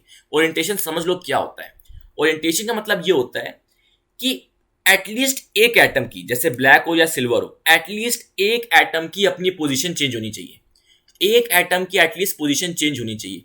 डोंट यू थिंक अगर मैं इसको हिला रहा हूं, ऐसे हिला रहा हूं, तो पोजीशन चेंज नहीं हो रही? बिल्कुल पोजीशन चेंज हो रही है। मतलब पोजीशन, अगर एक भी एटम की पोजीशन चेंज हुई तो हम कह देंगे ओरिएंटेशन चेंज हो गया, और हम कह देंगे नई डिग्री ऑफ फ्रीडम आ गई। ऐसे घुमा रहा हूं, घुमा रहा हूं, ऐसे देखो पोजीशन चेंज हो रही है, पोजीशन चेंज हो रही है, पोजीशन चेंज हो रही है, पोजीशन चेंज हो रही है। अब ऐसे घुमाने से क्या पोजीशन चेंज हो रही है? नहीं, अपनी ही फिक्स पोजीशन बस घूम तो रहा है। ऐसे घुमाने से पोजीशन चेंज हो रही है, देखो पोजीशन चेंज हो रही है, लेफ्ट राइट लेफ्ट राइट। ऐसे घुमाने से पोजीशन चेंज कहां हो रही है? यहीं की यहीं तो है, अपनी पोजीशन बस घूम रही है। तभी ये वाला, ये वाला, ये वाला रोटेशन इंक्लूड नहीं होता डिग्री ऑफ फ्रीडम में। तभी इसके पास सिर्फ 2 डिग्री ऑफ फ्रीडम है, that is 3 + 2 that is 5, that is 5, that is 5, ठीक है। अब बात करते हैं ट्रायटोमिक की, बात करते हैं ट्रायटोमिक की, ठीक है। ट्रायटोमिक की बात कर लेते हैं। अब ट्रायटोमिक में लीनियर का मतलब क्या होता है? ट्रायटोमिक लीनियर का मतलब ये होता है, ट्रायटोमिक लीनियर का मतलब ये होता है दोस्त, सुनना मेरी बात। ट्रायटोमिक लीनियर का मतलब ये होता है, ध्यान से देखिएगा। ट्रायटोमिक लीनियर मतलब अब ये 3 एटम्स एक लाइन में, 3 एटम्स एक लाइन में। इमेजिन ब्लैक, सिल्वर और एक रिंग वाला, ब्लैक, सिल्वर और एक रिंग वाला। इसमें भी तो वही सीन हो रहा है, इसमें तो वही सीन हो रहा है।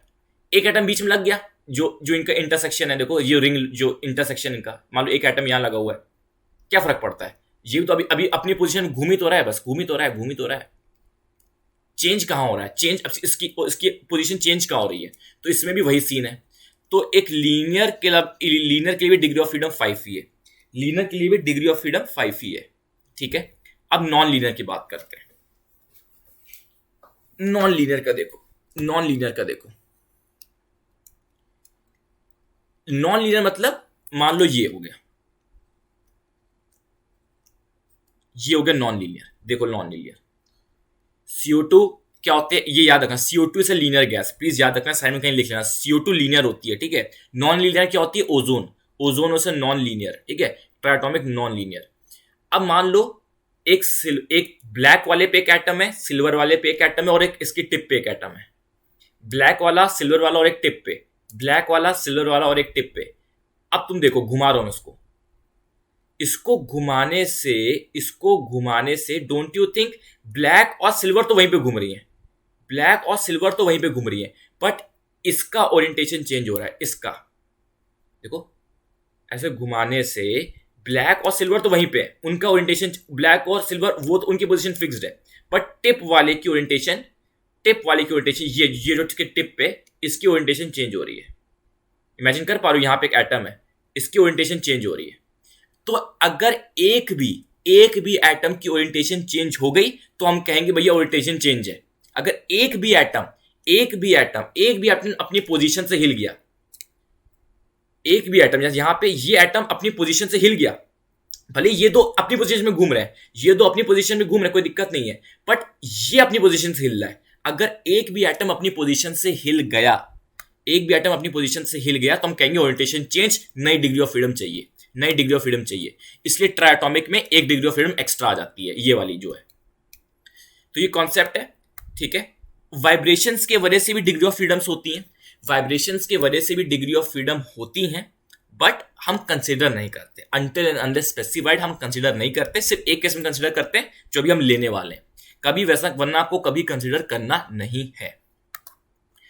क्लियर है दोस्त? तो अभी डायरेक्टली कॉन्सेप्ट पे आ जाते हैं, एक इंपॉर्टेंट क्वेश्चन पे आ जाते हैं, फिर आपको बाकी कुछ चीज और समझा दूंगा, क्लास में समझा दूंगा मैं। जो मेन क्वेश्चन पे आते हैं, जो आपका क्वेश्चन गिवन है, क्या गिवन है? 3 ट्रांसलेशनल मोड्स हैं, 2 रोटेशनल मोड्स हैं, 1 वाइब्रेशनल मोड है। Calculate degree of freedom. तो 3 ट्रांसलेशनल मोड से देखो 3 डिग्री ऑफ फ्रीडम आती है कि नहीं आती? 2 रोटेशनल मोड से 2 डिग्री ऑफ फ्रीडम आती है कि नहीं आती? बट याद रखना है, एक वाइब्रेशनल मोड डबल कंट्रीब्यूशन देता है। जब भी एक वाइब्रेशनल मोड हमेशा डबल कंट्रीब्यूशन देता हूं। ऐसा क्यों सर? ये इतना भी मत जानो अभी, ठीक है। ये contribution of degree of freedom देखो, ट्रांसलेशन से एक आता है, रोटेशन से एक आता है, बट वाइब्रेशनल से 2 आते हैं। वाइब्रेशनल मोशन से, इसको अभी प्लीज याद कर लो एज इट इज, ठीक है, बहुत ज्यादा टाइम नहीं है कि एक्सप्लेन करें।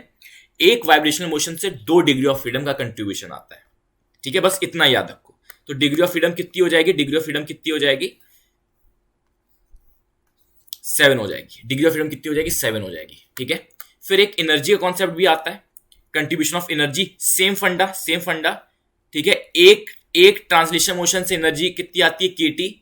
एक रोटेशनल से आती है केटी, एक वाइब्रेशनल से आती है 2 केटी, ठीक है। इसको भी एज इट इज आप याद कर सकते हो। ये आपका एनसीईआरटी में क्वेश्चन था, तो मेक श्योर इस पे क्वेश्चन जरूर आ सकता है कि डिग्री ऑफ फ्रीडम बताओ, ठीक है। 2 रोटेशनल दे रखी है, तो उससे 2 आ गया, 2 डिग्री ऑफ फ्रीडम आ गया, 3 से 3 आ गया, बट एक वाइब्रेशनल से 2x1 आ रहा है, 2x1 आ रहा है। क्लियर है? ऑल राइट, ठीक है। ये कुछ क्वेश्चंस थे, आई डोंट नो क्वेश्चंस मैंने करवा दिए कि बच्चे हैं। ओ गॉड,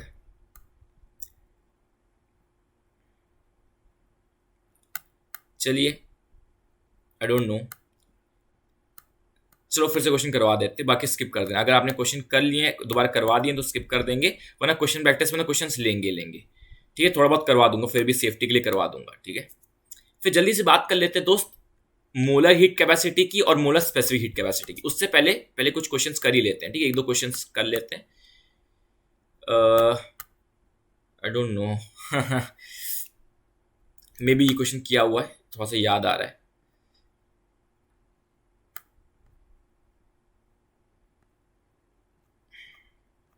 क्वेश्चन प्रैक्टिस में ले लेते हैं गाइस, क्वेश्चन प्रैक्टिस में ले लेते हैं, ठीक है। क्वेश्चन प्रैक्टिस में ले लेंगे, थोड़ा सा कंफ्यूज, इसमें प्लीज थोड़ा सा एक्सक्यूज कर देना मेरे को।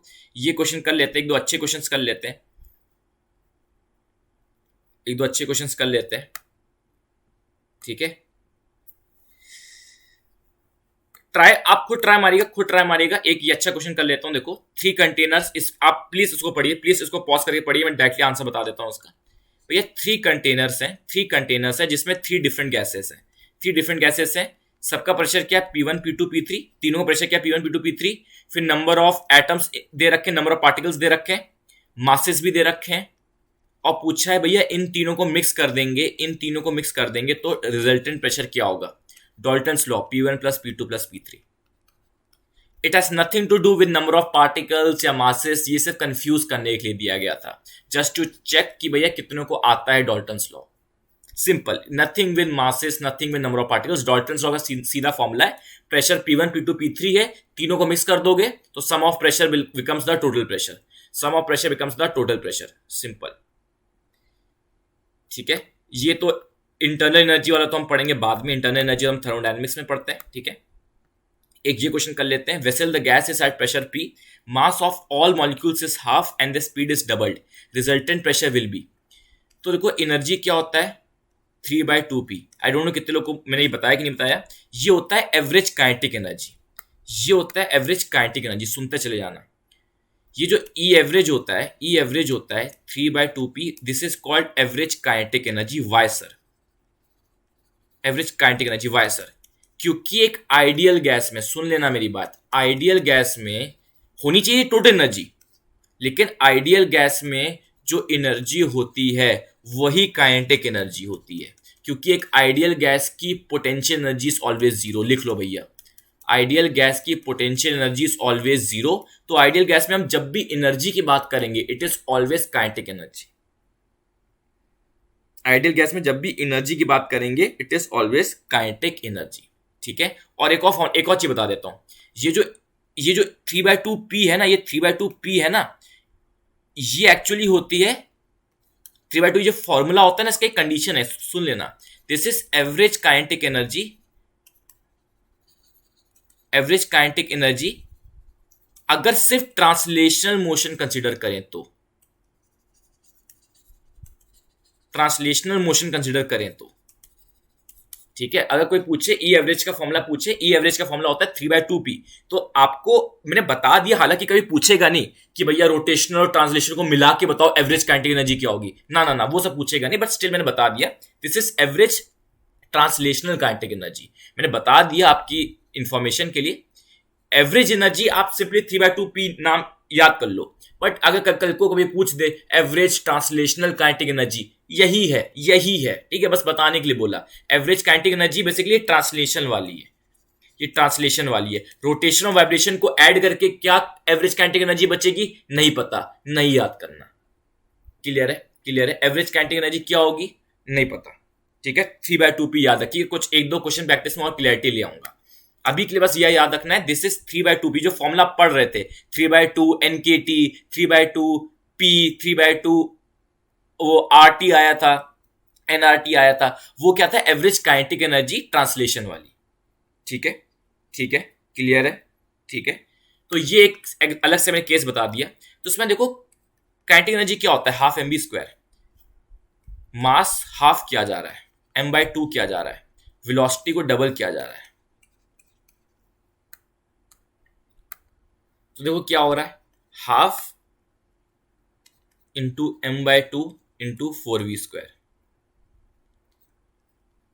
तो देखो क्या आ जाएगा, half into mv² into 2, half mv² into 2। आपकी काइनेटिक एनर्जी डबल हो रही है, काइनेटिक एनर्जी डबल हो रही है। तो देखो एवरेज काइनेटिक एनर्जी क्या होता है, 3/2P, डायरेक्ट रिलेशन है। एवरेज काइनेटिक एनर्जी को डबल करोगे तो आपका एवरेज काइनेटिक एनर्जी मतलब काइनेटिक एनर्जी, तो आपका प्रेशर भी क्या हो जा रहा है, डबल हो जा रहा है। प्रेशर भी क्या हो जा रहा है, डबल हो जा रहा है। ठीक है, अब जल्दी से लास्ट दो पॉइंट्स की बात कर लेते हैं, लास्ट दो पॉइंट्स की बात कर लेते हैं। ठीक है, मोलर स्पेसिफिक हीट कैपेसिटी और मोलर हीट कैपेसिटी जल्दी से बात कर लेते हैं, ये आपको थर्मोडायनेमिक्स में आएगा यूज, तो सुन लेना मेरी बात। मोलर हीट कैपेसिटी या मोलर, इंपॉर्टेंट वर्ड है मोलर, इंपॉर्टेंट वर्ड है मोलर। कभी कभार मोलर हीट कैपेसिटी भी बोल देता है, कभी कभार मोलर स्पेसिफिक हीट कैपेसिटी भी बोल देता है, एक ही बात है, एक ही बात है। होता क्या मोलर हीट कैपेसिटी, देखो ये समझना, ये जो मोलर हीट कैपेसिटी है या मोलर स्पेसिफिक हीट कैपेसिटी है गैस के लिए, गैस के लिए ये जो बात करें, गैस के लिए बात करें, ठीक है, सॉलिड्स लिक्विड्स की बात करेंगे, अभी ये गैसेस के लिए बात हो रही है, गैसेस के लिए बात हो रही है। पहला पॉइंट ये समझना है, मोलर हीट कैपेसिटी या मोलर स्पेसिफिक हीट कैपेसिटी, ध्यान से देखिएगा, ये डिपेंड करती है कि किस वॉल्यूम, आप किस प्रोसेस में ले रहे हो। अगर आप मोलर हीट कैपेसिटी बोलूं या मोलर स्पेसिफिक हीट कैपेसिटी बोलूं, एक ही बात है, टेंशन मत लेना। ठीक है, कभी कभार ओमिट कर देते हैं, स्पेसिफिक वर्ड हटा देते हैं, जब तक मोलर लगा तब तक कोई दिक्कत नहीं। मोलर मतलब सेम ही है, ठीक है, हर मोलर सेम होता है। मतलब मोलर हीट कैपेसिटी या मोलर स्पेसिफिक हीट कैपेसिटी, आपको कंफ्यूजन नहीं होना चाहिए। अब मैंने आपसे बोला molar heat capacity, molar heat capacity है लेट्स से इतना 10, मोलर हीट कैपेसिटी है 10। आपको मुझसे पूछना पड़ेगा कि क्या प्रोसेस क्या लिया है। तो मोलर हीट कैपेसिटी जो होती है वो अलग अलग प्रोसेस पे अलग अलग आती है। It comes out to be different in different processes. देखो, अगर आप मोलर हीट कैपेसिटी निकालते हो किसी गैस का एक कांस्टेंट वॉल्यूम पे, गैस का वॉल्यूम कांस्टेंट रख के उसका मोलर हीट कैपेसिटी निकाला जा रहा है, तो उसका फॉर्मूला क्या होता है? सीवी लिख देते हैं ताकि सीवी से याद रहे, सीवी से वी याद रहे कि ये कांस्टेंट वॉल्यूम वाली है। वो उसका फॉर्मूला क्या होता है? F/2R। ये फॉर्मूला याद करना पड़ेगा, फॉर्मूला बाजी है F/2R। F is degree of freedom of the gas, ठीक है। मोनोटॉमिक है तो 3 हो जाएगा, डायटोमिक है तो 5 हो जाएगा। कभी भी वाइब्रेशनल नहीं कंसिडर करना, वाइब्रेशनल वाला कभी कंसिडर नहीं करना, ठीक है। और यही अगर फिर से हीट कैपेसिटी कैलकुलेट कर रहे हो कांस्टेंट प्रेशर पे, अगर गैस को कांस्टेंट प्रेशर पे रखा गया है और फिर इसकी मोलर हीट कैपेसिटी निकाल लो तो अलग निकल के आती है। तो उसका फॉर्मूला क्या होता है? उसका फॉर्मूला क्या होता है? F/2R + R। इसको इसलिए लोग पॉपुलर ऐसे बोल देते हैं, रिलेशन बना देते हैं, सीपी होता है CV + R, ये रिलेशन बना देते हैं। हालांकि ये क्या है, एक्चुअली क्या है? सीवी क्या है? ये है मोलर कैपेसिटी जब आप कांस्टेंट वॉल्यूम पे ले रहे होते हो। कांस्टेंट वॉल्यूम पे अगर मोलर हीट कैपेसिटी निकाली जा रही है तो फॉर्मूला ये लगाएंगे, और अगर कांस्टेंट प्रेशर पे मोलर हीट कैपेसिटी यूज की जा रही है, तो मोलर हीट कैपेसिटी यूज करी जा रही है, तो अब ये फॉर्मूला लगाओगे, ठीक है। मैंने गिवन भी है सीवी और सीपी गिवन भी है, देखो टेबल में लिस्ट डाउन कर रखा है। सिंपली F/2R जैसे मोनोटॉमिक का F कितना होता है? 3 होता है, तो 3/2R, और सीपी क्या हो जाएगा? 3/2R + R that is 5/2R। ये होता है, ठीक है। एक छोटा सा एक पॉइंट और बताना है, सीवी होता है CP/CV, sorry gamma, I am really sorry. एक रेशियो होता है गामा, गामा मतलब होता है CP/CV। इसके रेशियो को बोलते हैं। लेट्स से मैं आपसे कभी पूछूं, बताओ गामा बताओ डायटोमिक गैस का गामा बताओ, तो गामा क्या हो जाएगा? CP/CV। पहले CP निकालोगे फॉर्मूला से, फिर CV निकालोगे फॉर्मूला से, फिर डिवाइड कर दोगे, तो देखो 7/5 आएगा, 7/5 आएगा। क्लियर है? ये कॉन्सेप्ट है आपका मोलर हीट कैपेसिटी का। अब देखो मोलर हीट कैपेसिटी या molar specific heat capacity solids का क्या होता है? कांस्टेंट। ये कांस्टेंट है सही, कांस्टेंट बिल्कुल, मतलब किसी प्रोसेस में करोगे तो यही आएगा, हाँ यही आएगा, इट्स अ कांस्टेंट। किसी भी प्रोसेस में करोगे यही आएगा, 3R आएगा, ठीक है। हालांकि वेरिएबल होता है, बट हमें एनसीईआरटी में यही लिखा है तो मैं यही बोलूंगा, ठीक है। एनसीईआरटी में यही लिखा है तो मैं यही बोलूंगा। हालांकि वेरी करता है, बट आपको यहां तक नहीं जाना। मोलर हीट कैपेसिटी क्या है? कांस्टेंट होती है और 3R के बराबर। But yes it changes, but हमारे एनसीईआरटी में 3R के बराबर, ये तो याद ही कर लो बस, सिंपल 3R के बराबर, ठीक है। इक्वल टू 25, क्यों? 3 × 8.314 होता है ना। आर को हमेशा 8.314 रखते हैं ऐसा यूनिट में। आर को अगर ऐसा यूनिट में यूज करना है तो 8.314 होता है, ठीक है। तो एक एक्सेप्शन है इसमें, केमिस्ट्री वाला सीन हो गया। एक एक्सेप्शन है कि कार्बन का 6R होता है, ठीक है। क्लियर है? ये 3R नहीं होती। क्लियर है? Point is clear. अब एक वाटर का याद रख लो भाई, ये हालांकि इंपॉर्टेंटली पूछे नहीं गए, बस बता दे रहा हूं। Molar specific heat capacity of water क्या होता है? 9R होता है। मुझे ना एक कंफ्यूजन हो रहा है, मैं लिख दूंगा 6R था कि 6 ही था, एक बार चेक कर लेंगे, एक बार चेक करके वो बता दूंगा मैं, ठीक है। क्या 6 लिखा हुआ है? I don't know. वो ये चीज ना, ये थोड़ा सा फैक्चुअल चीज है, इसको कभी ये पूछी गई नहीं, अभी तक कभी पूछी नहीं गई है। फैक्चुअल चीज एनसीईआरटी में गिवन है तो मैं आपके सामने ले आया हूं। 6 क्या है आई डोंट नो, वो यूनिट जिसने लिखा है उसने आर मिस कर दिया है कि उसने यूनिट मिस कर दिया है, मैं आपको बता दूंगा क्या है, ठीक है। ये 6 बेसिकली क्या बता दूंगा, ठीक है। Molar specific heat capacity water की क्या होती है? 9R होती है, इसको याद कर लो एज इट इज। फिर बात कर लेते हैं मीन फ्री पाथ की, जल्दी से बात कर लेते हैं मीन फ्री पाथ की। मीन फ्री पाथ क्या होता है? Average distance travel between 2 consecutive collisions. एक गैस में बहुत सारे मॉलिक्यूल्स हैं, तो मान लो एक मॉलिक्यूल, बहुत सारे मॉलिक्यूल्स, बहुत सारे एटम्स, कुछ भी कह सकते हो, मान लो, चलो एटम कंसिडर कर देते हैं, लेट्स से हीलियम है, एक हीलियम गैस है, हीलियम गैस है, हीलियम एटम्स बहुत सारे प्रेजेंट है। तो अगर एक पार्टिकल, लेट्स से एक एक हीलियम का पार्टिकल है, वो इससे टकराया, वो इससे टकराया, फिर उससे टकराया, फिर ऐसे मूव हो गया, तो दो टकराने के बीच में कितना डिस्टेंस ट्रेवल किया? ये पार्टिकल, यहाँ हीलियम पार्टिकल था, एक हीलियम, ये भी हीलियम पार्टिकल्स हैं, ये हीलियम पार्टिकल इससे टकराया, फिर इससे टकराया, फिर ऐसे चला गया कहीं। तो distance travel between two consecutive collisions, इसको बोलते हैं मीन फ्री पाथ, इसको बोलते हैं mean free path. Derivation not in syllabus, syllabus में है बट अब याद नहीं करना। फॉर्मूला एज इट इज याद कर लो, फॉर्मूला एज इट इज याद कर लो। D is the diameter. इस पे क्वेश्चंस कैसे आते हैं कि भैया कैसा रिलेशन है, इसका क्या रिलेशन है डायमीटर से, inverse relation to D square, क्या रिलेशन है रेडियस से, जो डायमीटर के साथ होता है वही रेडियस के साथ भी होता है, ऑब्वियस सी बात है, ठीक है। इसमें पूछता है रेडियस को बढ़ा दिया गया तो एल क्या हो जाएगा, कम हो जाएगा, एल क्या मीन फ्री पाथ, ठीक है। What is N? N is number density. Number density बोले तो नंबर डेंसिटी मतलब number of molecules upon volume, ठीक है। नंबर डेंसिटी क्या होता है? Number of molecules upon volume.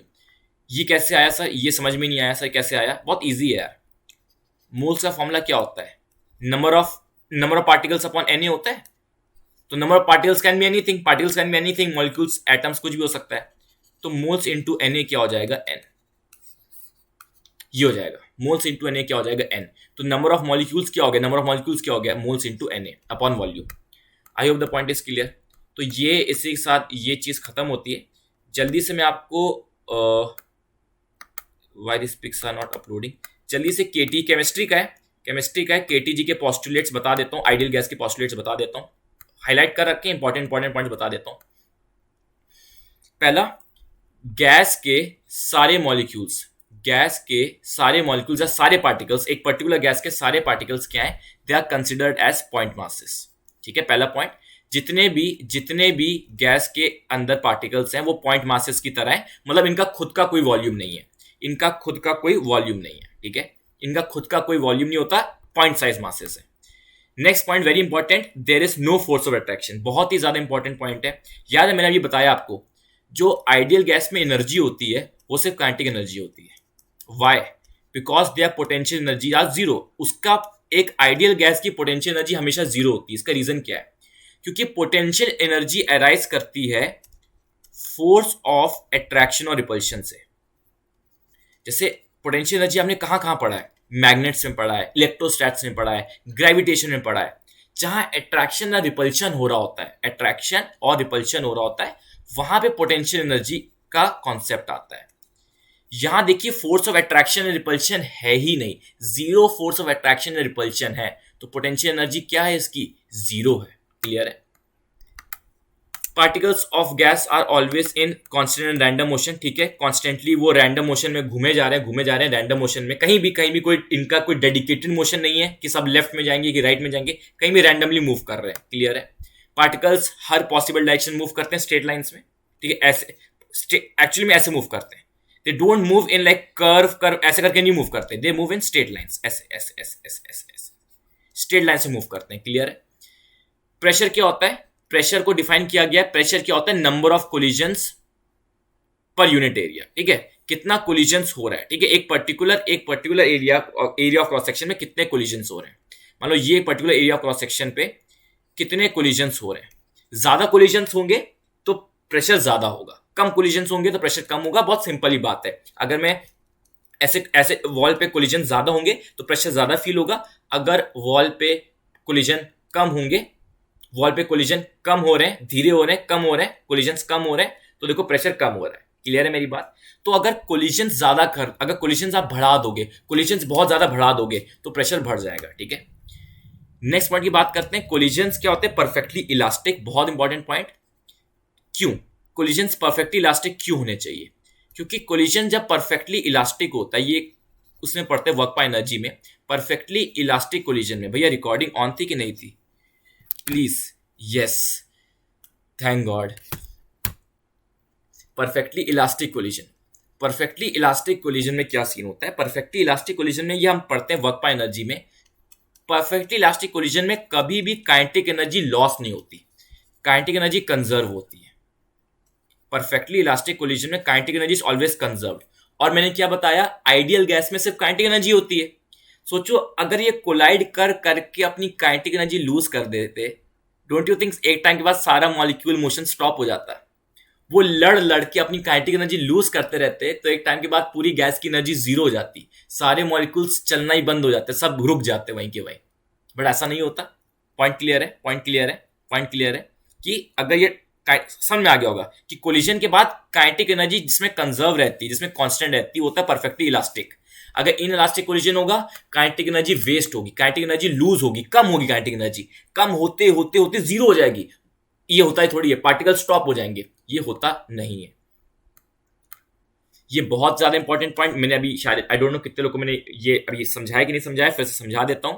एक पर्टिकुलर टाइम पे प्लीज ये याद रखिएगा, ये प्लीज याद रखिएगा, एक पर्टिकुलर टाइम पे पर्टिकुलर गैस में हर पार्टिकल की वेलोसिटी अलग अलग होती है। ठीक है, डोंट थिंक पार्टिकल्स होते आइडेंटिकल है, बट इनकी स्पीड्स डिफरेंट होती है। Different speeds and different kinetic energy is very important point, बहुत लोग भूलते हैं इसमें कि डिफरेंट पार्टिकल्स की, जो भी पार्टिकल्स मोशन कर रहे हैं, जो भी मोशन है, हर एक पार्टिकल का अलग अलग वेलोसिटीज हैं।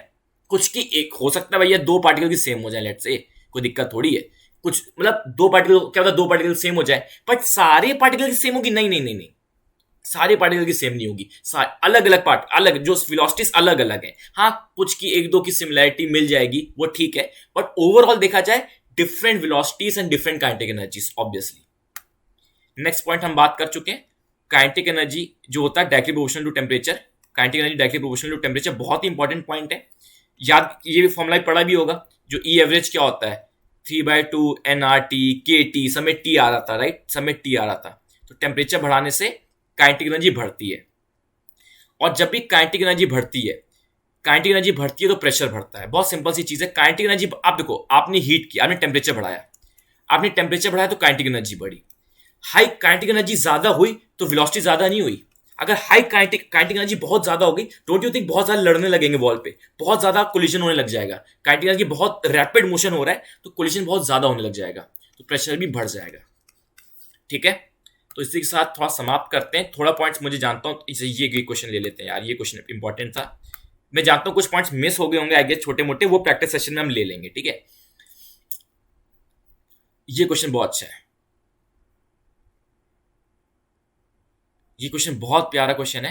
देखो, value of gamma, hydrogen, helium and another ideal diatomic gas. Hydrogen का गामा, हीलियम का गामा पूछा, और आइडियल डायटोमिक गैस का पूछा है।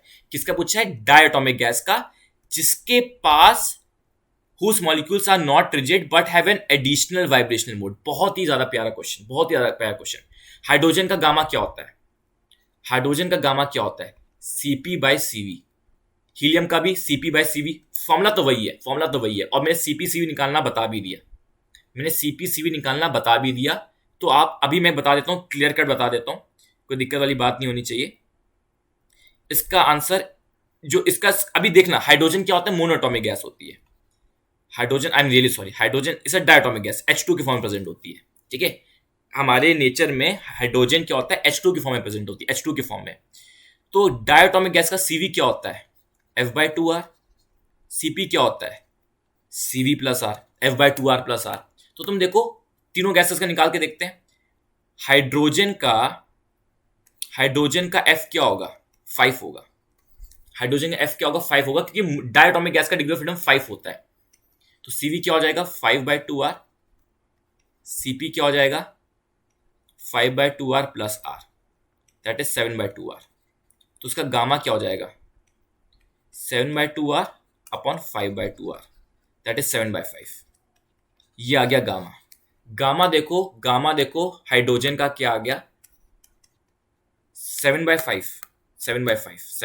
ठीक है, तो ये ऑप्शन तो कट गया, बचा ए और बचा डी।